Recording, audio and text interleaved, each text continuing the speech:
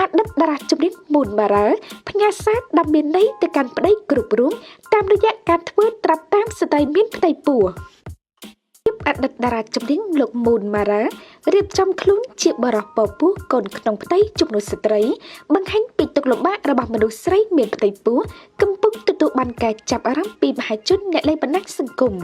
សកម្មភាពដែលយកផ្លាកលឹកមកក្រុមភ្ជាប់ដោយស្ត្រីពោះធំរបស់លោកមូនបារ៉ាមើលមួយផ្លែតហាក់អស់សំណោចប៉ុន្តែបើតាមអត្ថន័យដែលលោកបានរៀបរាប់គឺពិតជាសំខាន់ណាស់សម្រាប់ជីវិតប្តីប្រពន្ធជាពិសេសស្ត្រីដែលកំពុងពពោះកូនក្នុងផ្ទៃដោយម្ចាស់បទកាដូឥតន័យបានបញ្ជាក់ថា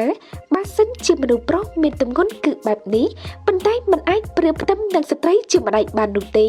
មានផ្ទៃពោះពិតជាមិនស្រួលឡើយទាំងការគេងការដើរនិងអង្គុយគឺពិបាកគ្រប់មុខលោកបន្តថាមនុស្សស្រីពិតជាពូកែទ្រាំនិងអស្ចារ្យណាស់ដូច្នេះយើងជាមនុស្សប្រុសជាប្តីគឺត្រូវតែយល់ចិត្តនិងស្រឡាញ់គាត់ឲ្យបានច្រើនផ្ដល់ភាពកក់ក្ដៅផ្ដល់ពេលវេលាដល់កូនព្រោះគាត់លះបង់ច្រើនណាស់ដើម្បីតែកូននិងប្តី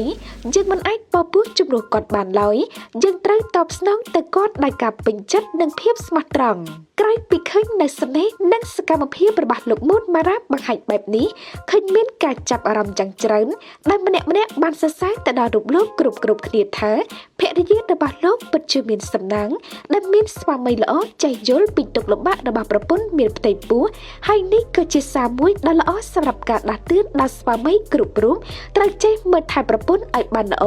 នៅពេលដែលនាងមានផ្ទៃពោះព្រោះប្រពន្ធបានលះបង់យ៉ាងធំធេងដើម្បីក្រុមគ្រួសារកូននិងប្តី